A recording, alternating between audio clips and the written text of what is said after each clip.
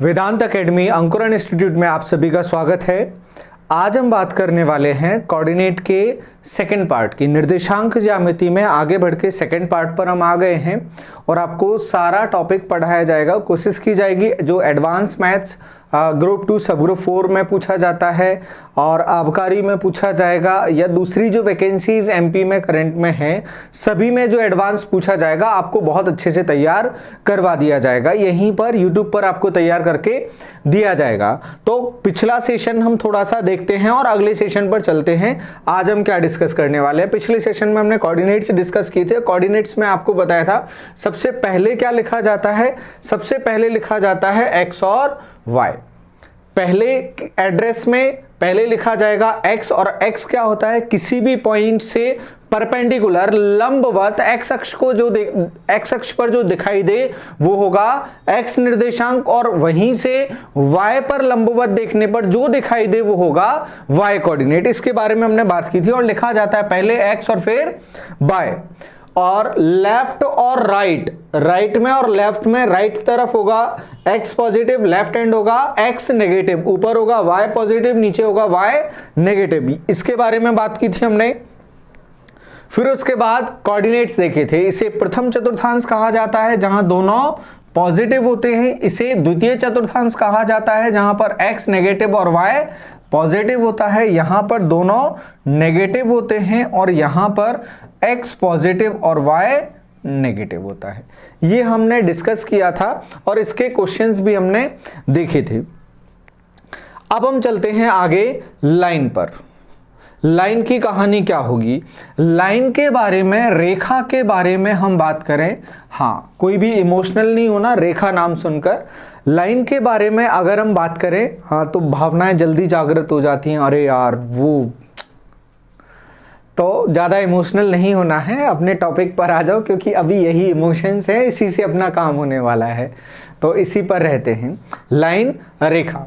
यहाँ पर कोऑर्डिनेट में हम स्टार्ट नहीं कर रहे हैं लाइन बनेगी कैसे, दो कोऑर्डिनेट से मिलकर बनेगी, किस तरह से बनेगी, उस इक्वेशन को हम पहले ना लेकर जो चीजें जल्दी समझ आ सकती हैं वहां से हम अपने सेशन को लेकर चलते हैं। तो हम देखते हैं किसी भी लाइन का जनरल इक्वेशन क्या होता है, सामान्य समीकरण क्या होता है। तो सामान्य समीकरण किसी भी लाइन का जनरल इक्वेशन क्या होता है। जनरल इक्वेशन होता है ax plus by plus c is equal to 0, या इसी को लिख दिया जाता है ax plus by plus c is equal to 0। ये लिखा जाता है। अब इसमें आपको कैसे पता चलेगा क्या कहानी क्या है। इसमें आपको इस तरह से लिख दे या फिर c को उस तरफ ले जाके भी लिख दे, इस तरह से भी लिख सकता है ax plus by plus is equal to C. जो कांस्टेंट है, कांस्टेंट किसी भी तरह से लिखा जा सकता है। यहां ये जनरल इक्वेशन है, आप समझें। अगर यहां पर कुछ इस तरह से इक्वेशन दी गई है 3x minus 4y plus 5 is equal to 0, तो आप समझेंगे, आप सीधे सीधे समझेंगे इसमें a इज इक्वल टू 3 होगा और b is equal to minus 4 और c इज इक्वल टू 5।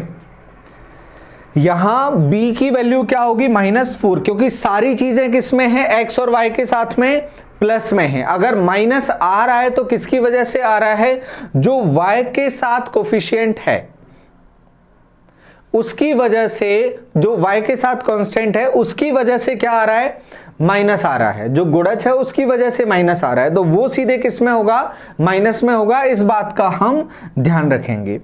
अब अगर इसकी बात की जाए, एक लाइन के बारे में सीधा सीधा क्वेश्चन आ जाए, एक लाइन बनने के लिए क्या हमें चाहिए, एक लाइन पर पॉइंट्स कितने होते हैं। तो लाइन के लिए पॉइंट्स की अगर बात की जाएगी, किसी लाइन का इक्वेशन लिखना है तो कम से कम 2 पॉइंट होना चाहिए, कम से कम 2 पॉइंट।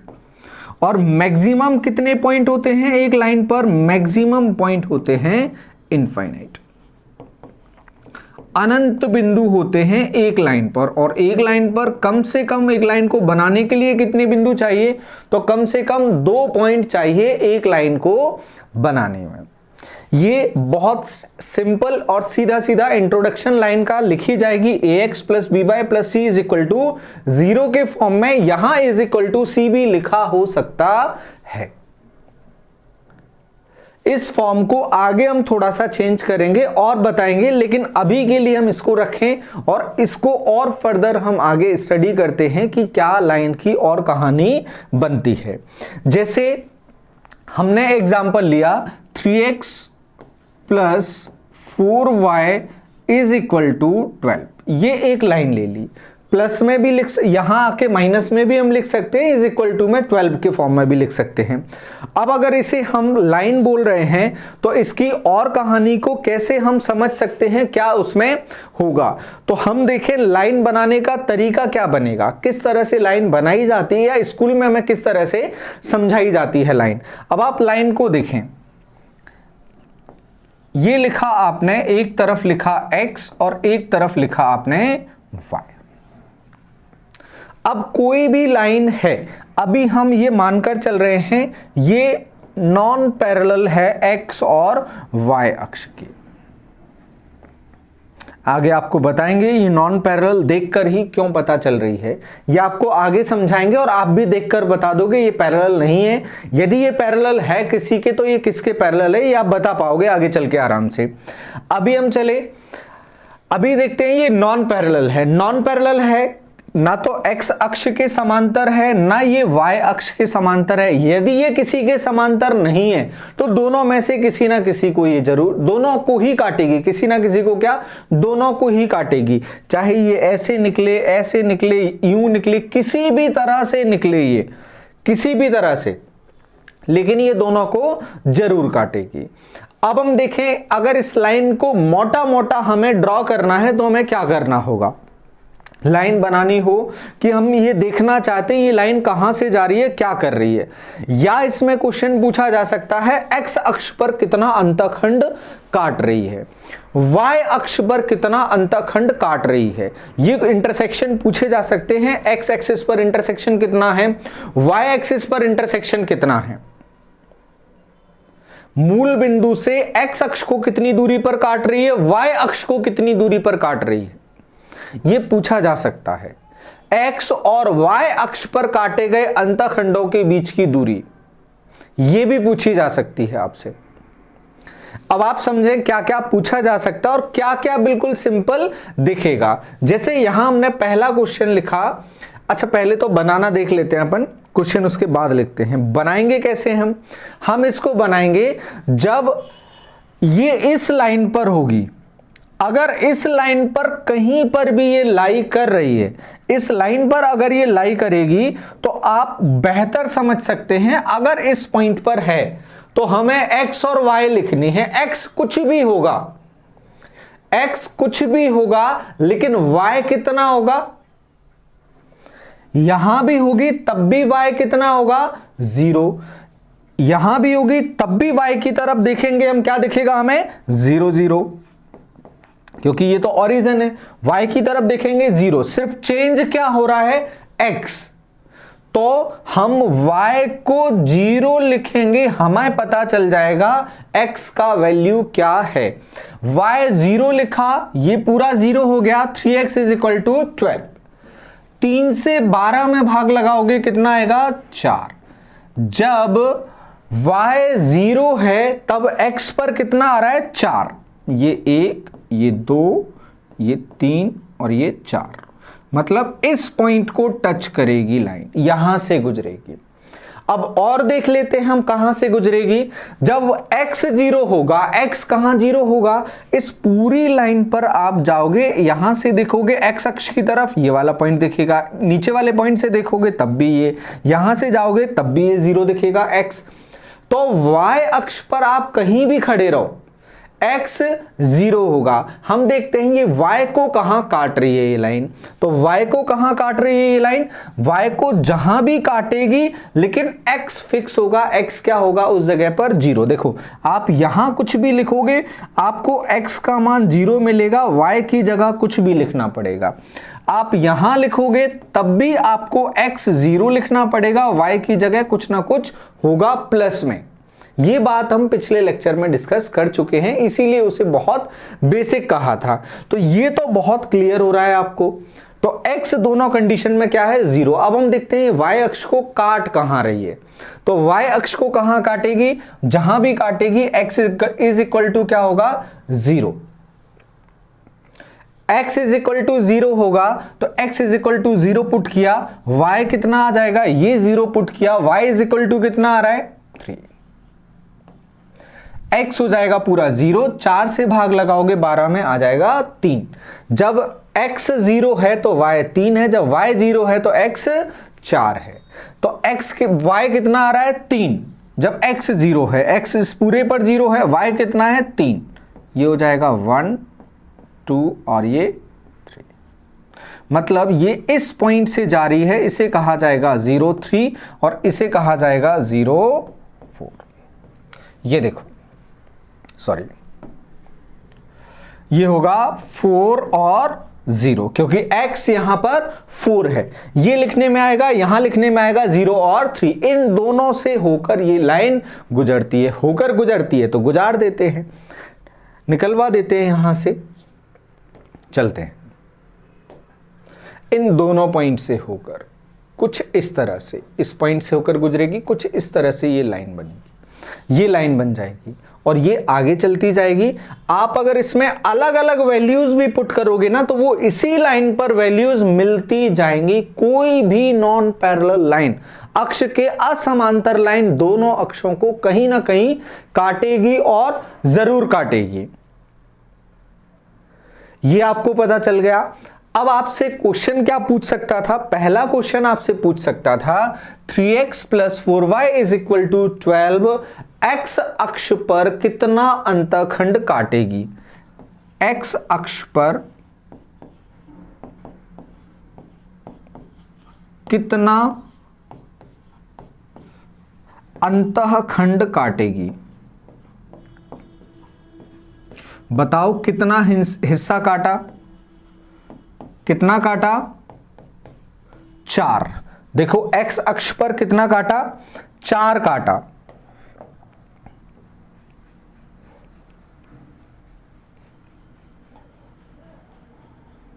ये 4 काटा, x अक्ष पर कितना अंतःखंड काटा, 4। और दूसरा क्वेश्चन आपसे क्या पूछ सकता, x अक्ष पर काटे गए, x अक्ष को किस बिंदु पर काटेगी, किस बिंदु पर काटेगी, या x अक्ष पर काटे गए बिंदु के निर्देशांक बताओ। x अक्ष पर काटे गए बिंदु के निर्देशांक बताओ। तो निर्देशांक क्या होंगे उसके, 4 और 0। 4 और 0 ध्यान रखेंगे आप लोग। क्लियर बात। x अक्ष पर कितना अंतःखंड काटा, कितना खंड मतलब हिस्सा, पार्ट, कितना हिस्सा काटा, 0 से स्टार्ट करके 4 तक गए तो x अक्ष पर काटा 4 हिस्सा। फिर उसके बाद x अक्ष को किस बिंदु पर काटेगी, किस बिंदु पर काटेगी, 4 0 पर काटेगी। यही किसके लिए पूछ सकता है, y के लिए पूछ सकता है। क्लियर हो रहा है बात, यही y के लिए वो पूछ सकता है। तो y के लिए अपन क्या बोलेंगे, 3 काटेगी और जो इंटरसेक्शन पॉइंट है उसके कोऑर्डिनेट्स क्या होंगे, जो प्रतिच्छेद बिंदु है उसके निर्देशांक क्या होंगे, 0 3। ये निकाला जा सकता है। अब हम चलें, इसको y अक्ष के लिए भी पूछ लिया। अब देखें एक क्वेश्चन और बोला था, तीसरा क्वेश्चन होगा x और y अक्ष पर काटे गए बिंदुओं के बीच की दूरी, बीच की दूरी। अब देखो दूरी पूछ रहा है तो माइनस जैसा तो यहां कुछ भी नहीं होगा, माइनस जैसा कुछ भी नहीं होगा। अब आपको पता है ये क्या बनेगा, राइट एंगल ट्रायंगल बनेगा, एक समकोण त्रिभुज बनेगा जिसमें ऊपर 3 नीचे 4 फेमस पाइथागोरस लगेगी 5। कर्ण का वर्ग बराबर लंब का वर्ग धन आधार का वर्ग। ये कर्ण का वर्ग बराबर लंब का वर्ग 9 और आधार का वर्ग 16। ये हो जाएगा k स्क्वायर बराबर 25, तो k बराबर कितना 5। ये आ जाएगी डिस्टेंस कितनी 5। दोनों प्रतिच्छेद बिंदुओं के बीच की दूरी 5 और आप स्वतंत्र हैं, दो बिंदुओं के निर्देशांक आपके पास है जिनने पहले से पढ़ा है। वो 40 और 03 के बीच की डिस्टेंस फॉर्मूले से निकाल सकते हैं, जो हम आगे पढ़ने वाले हैं। नेक्स्ट सेशन में हम उसे भी पढ़ेंगे। तो यहां पर ये 3 बड़े क्वेश्चन हमारे हिसाब से आप लोगों को बड़े इजीली क्लियर होंगे। एक्स अक्ष पर कितना काटा 4, वाई अक्ष पर कितना काटा 3 और एक्स अक्ष को किस बिंदु पर काटा 40, वाई अक्ष को 03, दोनों के बीच की दूरी 5, किसी भी तरह से। ये एक कंसेप्ट। फिर इसके बाद हम चलें, हम देखें लाइन अगर किसी पॉइंट से गुजरती है, लाइन अगर किसी पॉइंट से गुजरती है तो वो उसे सेटिस्फाई जरूर करती है। जैसे पिछले उसमें हमने इक्वेशन लिखी थी 3x + 4y = 12। ये एक लाइन है। अब ये लाइन जिस पॉइंट से गुजरेगी उस पॉइंट को ये सेटिस्फाई करेगी। अब ये सेटिस्फाई करना क्या होता है, संतुष्ट करना क्या होता है? संतुष्ट करना होता है, ज्यादा दिमाग नहीं लगाओ, संतुष्ट करना होता है कि यहां पर अगर हम उन x और y की वैल्यू डालें तो LHS = RHS हमारा 100 होगा। LHS = RHS 100 होगा। ये क्या होता है, आपने पीछे देखा जब x का वैल्यू 0 है, लाइन कहां से निकल रही है, x अक्ष को किस पॉइंट पर काट रही है, x अक्ष को काट रही है 4 और 0 पे, y अक्ष को कहां काट रही है 0 और 3 पर। ये आपके पास वैल्यू हैं और आपको लिखना भी आता है। क्या लिखना आता है, जब कोऑर्डिनेट्स लिखे जाते हैं तो कोऑर्डिनेट्स लिखे जाने में पहले x लिखा जाता है, देन उसके बाद y लिखा जाता है। ये आपको अच्छे से पता है। अगर ये पता है तो ये वैल्यू सेटिस्फाई करेगी। ये कैसे समझेंगे, ये आप ऐसे समझोगे, x की जगह x का मान डाल दो, y की जगह y का मान डाल दो। बराबर में इस तरफ क्या है, RHS में बराबर में है 12, ये 12 आना चाहिए। डालकर देखते हैं, पहला वैल्यू डालकर देखते हैं। पहली वैल्यू है 4 और 0, ये लिखा 4 3 एज इट इज, x की जगह 4 और y की जगह 0, यह आ जाएगा कितना 12। LHS = RHS सेटिस्फाई कर रही है। दूसरा वैल्यू हम डालकर देखें, दूसरा वैल्यू है 0 और 3, 0 और 3 को भी सेटिस्फाई, 0 और 3 भी सेटिस्फाई करेगा। देखते हैं, x की जगह 0 और y की जगह 3, 4 × 3, ये भी कितना आ जाएगा, ये 0, ये आ जाएगा 12। LHS = RHS। यदि आपको कुछ इस तरह से क्वेश्चन दिया जाता है, जैसे आपको क्वेश्चन दे दिया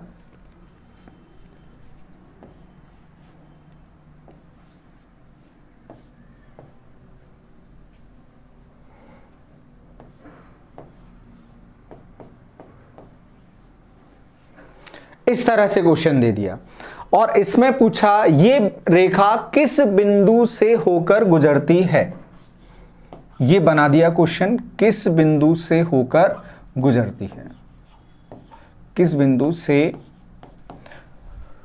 होकर गुजरती है। Line 5x + 7y = -3 passes through which point, गुजरती है, और ऑप्शंस दे दिए।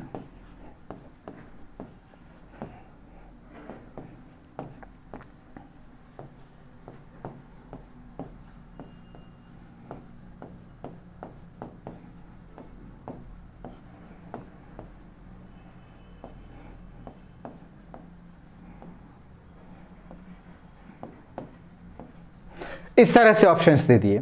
अब आप सॉल्व करने जाओगे, आपको सिर्फ क्या देखना है, ये लाइन अगर किसी भी पॉइंट से गुजर रही है तो उस पॉइंट को क्या करेगी, ये सेटिस्फाई करेगी। सेटिस्फाई करेगी वो हमारे लिए सॉल्व करना बड़ा इजी हो जाता है। अभी सर ने समझा है, आप वैल्यू उठा के पटक दो, उसमें LHS = RHS आ जाए।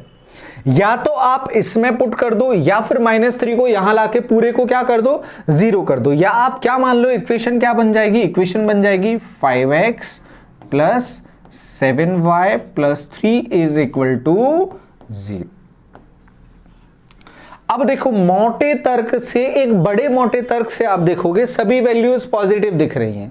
ये 0 कब बनेंगी, जब कुछ नेगेटिव होगा। मतलब पॉजिटिव से तो, पूरे पॉजिटिव से तो काम बनेगा नहीं, कुछ ना कुछ तो नेगेटिव पार्ट चाहिए। तो जो पॉजिटिव वाला ऑप्शन होगा वो अपन हटा देंगे। पॉजिटिव वाला एक ही ऑप्शन है अपने पास, 2 और 5, ये अपन ने हटा दिया। अब अपन देखते हैं बाकी ऑप्शंस को। बाकी ऑप्शंस पुट करके हम देखेंगे LHS = RHS बनना चाहिए, मतलब 0 बनना चाहिए। हम पुट करके देखते हैं। पहले पुट करेंगे यहां पर पहला ऑप्शन, ए ऑप्शन क्या बनेगा, 5 × 3 + 7 × -2 + 3। देखो क्या बनेगा, 15 में से 14 जाएगा तो बचेगा 1 और 3 क्या होगा, 4। तो ये 0 तो नहीं है।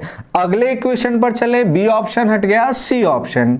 सी ऑप्शन बोल रहा है x की जगह -2 और y की जगह 1। x की जगह -2 और y की जगह 1 और ये +3।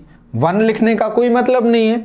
7 और 3 10 और ये 10 किसके, माइनस के। 10 प्लस और 10 माइनस, ये क्या होगा, 0। ये होगा हमारा आंसर। आपको कुछ भी नहीं करना है, सीधे उठा के वैल्यू को पुट करके देखना है।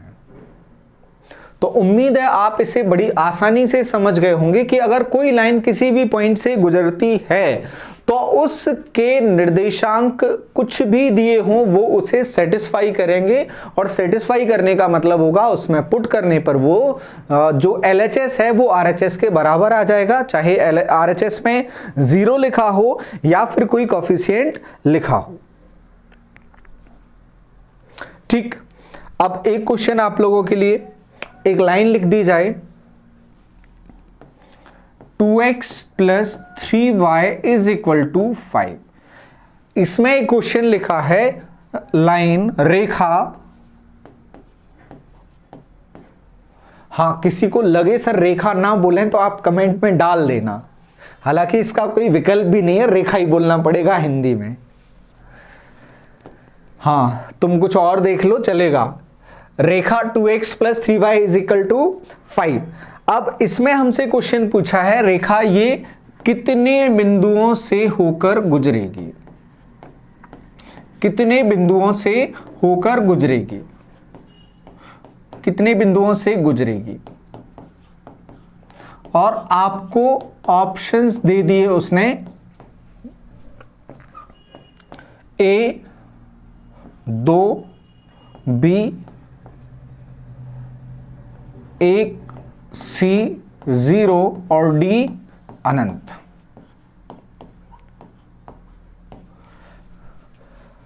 और इसका आंसर आपको करना है, आंसर हम बता देते हैं लेकिन आपको करना है, ध्यान रखना।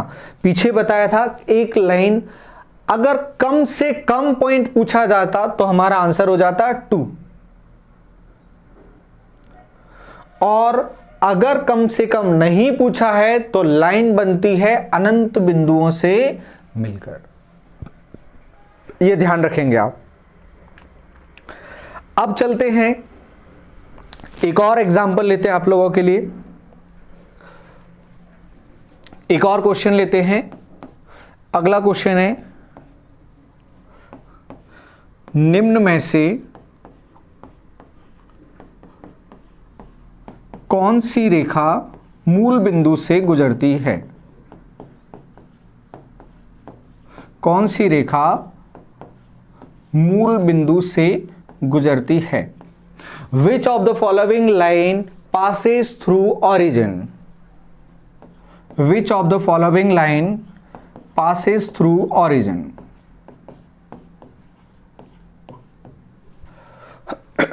लिखते हैं options.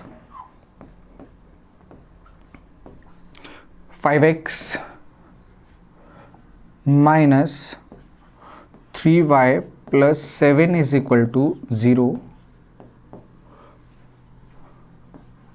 2x plus 5y is equal to -9।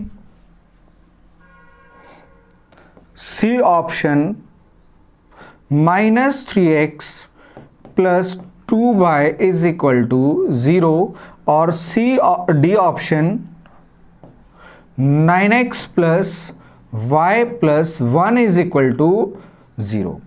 कौन सी लाइन हॉरिजन से होकर गुजरती है, ऑरिजिन से होकर गुजरती है, मूल बिंदु से होकर गुजरती है?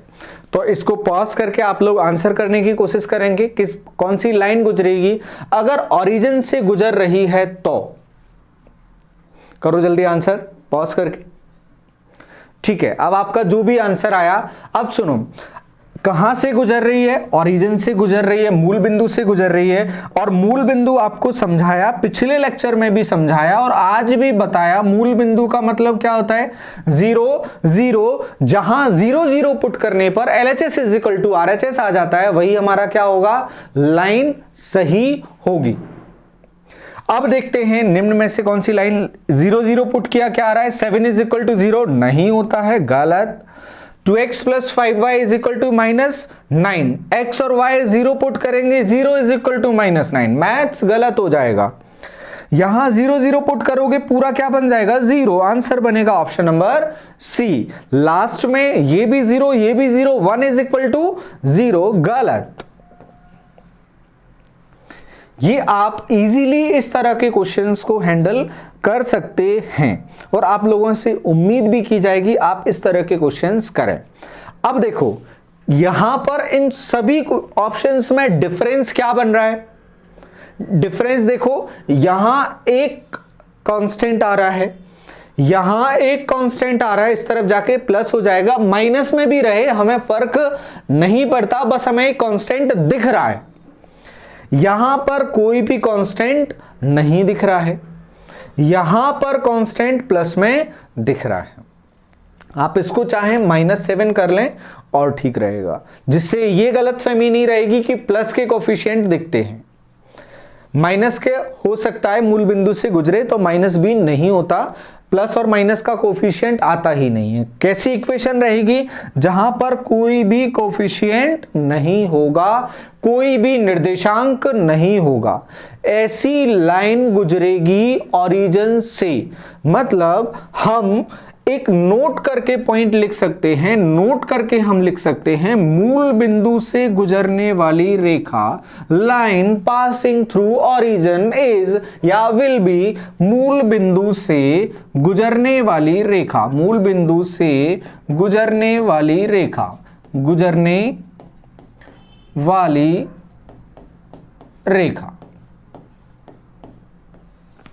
हाँ, आपके ट्यूशन वाली गली से गुजरने वाली, मूल बिंदु से गुजरने वाली लाइन, उसमें आपका जो कांस्टेंट है C वो नहीं होगा, तो बचेगा क्या? A और B। वो कुछ भी हो सकते हैं, प्लस माइनस कुछ भी हो, कोई फर्क नहीं पड़ेगा। तो बचेगी क्या equation? AX plus BY is equal to 0। इस तरह की लाइन अगर आपको कहीं पर भी दे तो आप सीधे समझ जाना कि वो लाइन 0 0 से होकर जा रही है। उम्मीद है इसमें आपको कोई भी समस्या नहीं होगी और आप बड़ी आसानी से इस बात को समझ पाए हैं। तो ये तो बात थी किसकी? लाइन के सॉल्यूशंस की। और लाइन एक्स अक्ष को किस पॉइंट पर काट रही है, वाई अक्ष को किस पॉइंट पर काट रही है, दोनों के बीच की दूरी क्या होगी, इस पर अपन बात कर लेते हैं। अब बात करते हैं दो लाइन अक्ष को अगर काटती हैं तो उनके बीच की डिस्टेंस की कहानी क्या होगी। या सेशन लंबा हो जाएगा, इस सेशन को अपन यहां रखेंगे। अगले सेशन में हम डिस्कस करेंगे दो लाइन।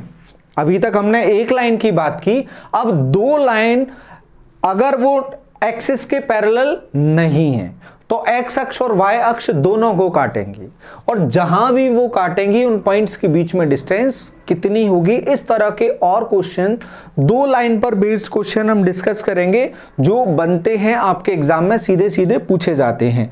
और आप ये भरोसा रखें, सभी चीजें आपको जितनी सिंपल अभी पढ़ाई गई हैं, टॉपिक को उतना सिंपल करके ही पढ़ाया जाएगा। आप जुड़े रहें, आपको पूरा टॉपिक तैयार करके सिलेबस के हिसाब से आपको दिया जाएगा और बहुत सिंपल होगा, सफिशिएंट प्रैक्टिस होगी। इसी तरह से बना के क्वेश्चंस, नोट पॉइंट वगैरह आपको मिलते रहेंगे जो सीधे एग्जाम में दिखेंगे, क्वेश्चंस दिखेंगे उन पर बेस्ड। तो फिलहाल के लिए इतना, जुड़े रहें। Ram Ram, thank you.